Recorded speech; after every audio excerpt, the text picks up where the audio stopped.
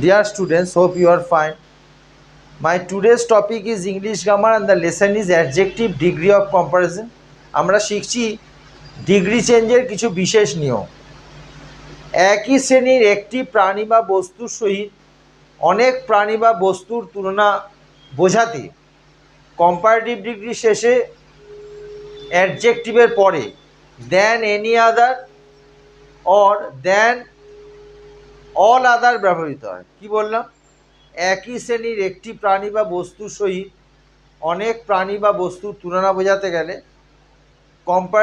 Comparative degree শেষে অ্যাডজেক্টিভের পরে than any other or than all other ব্যবহৃত হয়। ফর এক্সাম্পল, প্রথমে আমি ইনকারেক্টটা বলবো, ভুলটা বলবো, তারপর ঠিকটা বলবো।